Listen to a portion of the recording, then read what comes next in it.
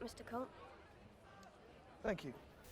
안녕하세요. 영화 속 스포츠를 리뷰해보는 라이언입니다. 오늘은 영화 윈블던을 통해 테니스 이야기를 해보겠습니다. 윈블던은 영국 런던 남쪽에 있는 동네 이름이자 그 동네에서 열리는 테니스 대회 이름이기도 합니다.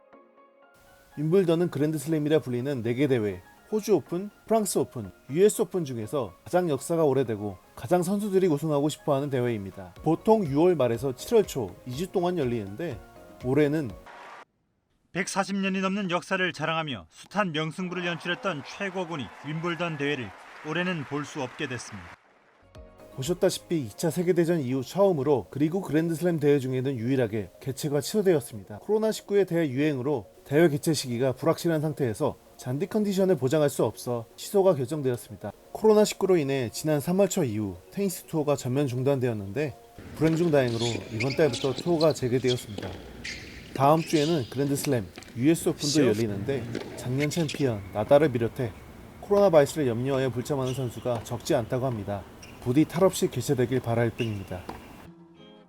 영화는 정확하진 않지만 2003년경 윈블던 대회를 배경으로 펼쳐집니다. 테니스 공이 오가는 랠리 사운드와 함께 공을 따라 시선이 왔다 갔다 하는 관중들의 모습이 위트 있게 표현된 오프닝 타이틀로 시작합니다. 몇 년 전 국내 파스 광고 하나가 생각나기도 하네요. 주요 스토리는 2명의 남녀 테니스 선수가 윈블던 테니스 대회에 참가하면서 우연히 눈이 맞아 경기와 연애를 병행하며 벌어지는 일들을 묘사합니다. 2명의 선수는 실제 선수는 아니고 가상의 선수인데 흡사 각각 여러 선수의 특징과 스토리들을 모아놓은 캐릭터로 그려집니다. 먼저 폴 베타니가 연기하는 남자 주인공 피터 코홀드는 한때 세계 랭킹 11위까지 갔지만 30이 넘은 영국의 노장 선수입니다. 현재 세계 랭킹은 119위로 와일드카드를 받아 겨우 윈블던에 출전하는데 그와 비슷한 배경의 선수를 찾아보면 당시 같은 국적의 유명한 선수는 팀 햇만과 그렉 루세드스키라는 2명의 선수가 있긴 한데 별 공통점은 없습니다. 2001년 윈블던에서 영화와 비슷한 스토리를 쓴 선수가 있었는데 한때 세계 랭킹 2위까지 갔다가 30살에 세계 랭킹 125위로 와일드카드를 받아 우승까지 한 크로아티아의 고란 이바니세비치가 피터와 유사한 듯합니다. 역사상 윈블던에서 와일드카드를 받아 출전해 우승한 선수는 고란 이바니세비치가 유일합니다. 그리고 피터를 통해 아마도 원작자의 목표이자 영국인들의 소망 하나가 이루어지는데 그러자면 먼저 경제 용어 하나를 알고 가야 합니다. 윈블던 효과라고 들어보셨나요? 테니스 그리고 윈블던에 대한 자부심이 대단한 영국은 1936년 이후로 자국 선수가 윈블던에서 우승한 적이 없습니다. 이렇게 외국 선수들이 윈블던 무대를 독차지한 상황을 경제 상황에 비유해서 외국 자본이 국내 시장을 지배하는 현상을 윈블던 효과라고 표현합니다. 영국 선수들이 윈블던에서 60년이 넘도록 우승을 못하고 있었는데 영화를 통해서라도 풀고 싶었던 것 같습니다. 결국 현실에선 10년 뒤 2013년 영국의 앤디 머레이가 조코비치를 꺾고 우승하면서 77년 만에 윈블던 효과를 깨버렸습니다. 한편 영화 속에서 피터는 프레드 페리 옷을 입고 나오는데 프레드 페리는 1936년에 마지막으로 우승했던 영국 선수이고 그가 론칭한 테니스 옷 브랜드입니다. 일부러 프레드 페리 옷을 입었겠죠? 커스틴 던스트가 맡은 리즈 브래드버리는 윈블던에 첫 출전하는 유명한 미국 선수로 나오는데 여러 선수가 연상됩니다. 2000년대 초반 미국의 젊고 가장 유명한 선수는 세레나 윌리엄스였습니다. 당시 세레나는 푸마 옷을 입고 뛰었는데 리즈는 영화 속에서 세레나와 같은 푸마 옷을 입고 경기를 뜁니다. 경기 중 나오는 불같은 성격은 존 맥켄로의 그것과 상당히 흡사하며 아버지가 코치 겸 매니저로 따라다니는 모습은 당시 유명했던 러시아 출신의 안나 크루니코바가 떠오릅니다. 그리고 리즈의 경기 상대 역할로 실제 유망주 선수를 캐스팅해서 촬영하려고 했는데 생김새나 느낌이 커스틴 던스트와 많이 닮아 캐스팅되지 않았다고 합니다. 그 유망주는 1년 뒤 윈블던에서 17살의 나이로 우승을 하는데 마리아 샤라포바였다고 합니다. 두 주연 배우는 영화 촬영을 위해 수개월 동안 테니스와 피트니스 훈련을 했다고 합니다. 그 덕에 포핸드, 백핸드는 물론 서브까지 수준급의 실력으로 촬영에 임할 수 있었고 랠리가 오가는 장면에 약간의 디지털 작업으로 손본 것 말고는 배우들이 대역 없이 테니스 경기 장면을 소화했다고 합니다. 윈블던에서 1987년에 남자 단식 우승자 레전드 팻 캐시가 영화 전반적으로 테니스에 대한 기술적인 도움을 줬다고 합니다.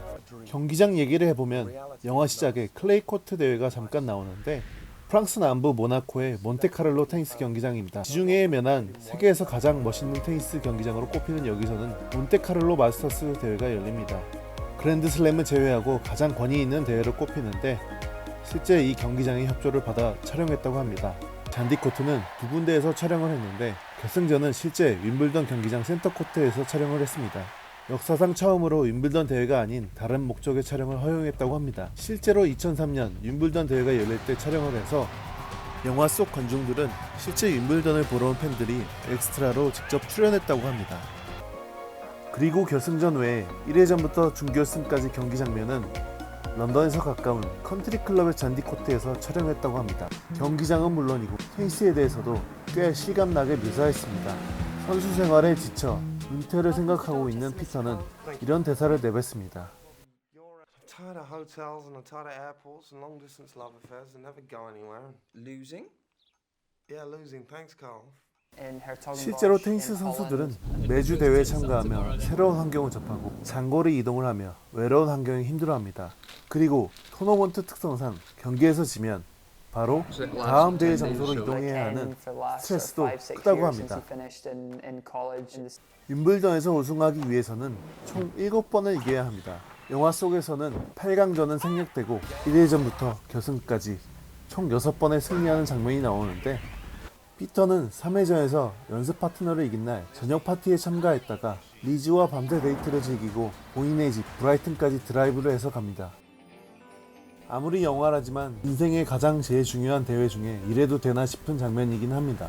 결승전을 보면 피터의 가족들이 표를 받아 드디어 윈블던을 보러 왔는데 대개 테니스 대회 센터코트에는 코치, 가족, 친구 등 선수의 지인들이 앉는 플레이어 시트라고 하는 선수 전용 좌석이 있습니다. 예전에 정현 선수가 호주 오픈에서 경기에서 이기고 이쪽에 향해 큰절을 했죠. 간혹 윈블던에서 우승한 선수가 플레이어 시트로 뛰쳐올라가 가족 코치들과 기쁨을 나누는데 영화에는 그 장면도 잘 연출되었습니다. 그리고 테니스 선수들의 징크스에 대한 묘사도 그럴듯하게 나오는데 대회 참가 선수들은 보통 공짜표가 나오는데도 피터는 가족이 오면 게임에서 진다고 오고 싶어하는 가족들을 못 오게 했었고 연승하는 피터에게 주최 측이 호텔 방을 더 좋은 방으로 바꿔준다는데도 환경을 바꾸고 싶지 않다고 거절하죠. 그리고 경기 아침 라켓줄이 끊어져 버리면서 불운을 암시하는 장면도 나오는데 운동선수들은 이런 불운 징크스에 상당히 민감합니다. 실감나게 테니스를 묘사한 장면만 있는 건 아닙니다. 몇몇 장면은 실제 테니스와 다른 장면들이 나오기도 하는데 테니스 랠리 도중 경기장에 출입을 하고 거기다 수다까지 떠는 장면은 있을 수 없는 장면입니다. 준결승에 오른 피터와 리즈가 양옆에서 동시에 경기를 하는데 비가 와서 일정이 엉망이 되지 않는 한 이런 일은 절대 없습니다. 남녀 단식 4강전은 단지 4경기일 뿐인데 동시에 진행하는 건 TV 중계, 언론의 취재, 관중 모객 등 여러 가지를 고려해봤을 때 이틀에서 그렇게 될 일은 절대 없겠죠.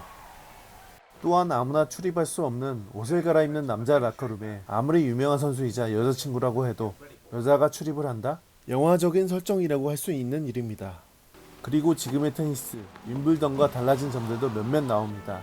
결승전 도중 비가 와서 중단됐는데 지금은 센터코트에 개폐식 지붕이 생겼습니다. 비가 와도 센터코트는 경기를 계속 진행할 수 있게 바뀌었습니다. 윈블던의 또 다른 전통으로 의류와 신발을 흰색으로 맞춰야 됩니다. 그런데 그 규정이 점점 강화되어 속옷이나 신발 밑창조차 흰색이어야 합니다. 영화에서는 색깔이 꽤 많이 들어간 테니스화를 신고 잘 뛰는데 윈블던의 신이라 불리는 페더러가 몇 년 전 주황색 바닥에 테니스화를 신어 바꿔 신으라는 요청을 받은 적도 있습니다. 한편 영화 속 선수들의 테니스 의류와 라켓은 특정 브랜드의 후원을 받지 않은 것 같습니다. 영화에 나온 선수들이 각각 다른 브랜드의 옷을 입고 라켓을 쓰는 장면들이 나옵니다. 옷의 경우 앞서 설명한 피터가 입는 프레드 페리를 비롯 푸마, 세르지오 타키니, 리복, 아디다스, 라코스테, 나이키 등이 나옵니다. 테니스 라켓도 여러 브랜드가 나오는데 헤드, 프린스, 윌슨, 스릭슨, 요넥스, 던롭, 바볼라 등 엄청 다양한 브랜드가 나옵니다. 그리고 피터가 계속해서 이기자 예전 에이전트 론이 갑자기 등장하는데 스포츠 에이전트로서 선수에게는 싸가지 없는 것처럼 들리지만 그들만의 살아가는 방식을 전달합니다. Agents are not miracle workers. We can't sell a product that doesn't exist. But here you are existing again, so I'm back selling again. You know what? 피터의 웃음과 사랑이 결실을 맺는 해피엔딩으로 영화가 끝나며 엔딩 크레딧이 올라가기 전 마크 맥고맥이란 사람에게 영화를 헌정한다는 문구가 나옵니다. 이 사람은 스포츠 매니지먼트의 거장으로 세계적인 스포츠 에이전시 IMG의 설립자이자 영화 제리 맥과이어의 롤 모델이었다고 합니다. 촬영이 진행되던 2003년 심장병으로 죽었는데 그가 테니스와 윈블던의 발전에 많은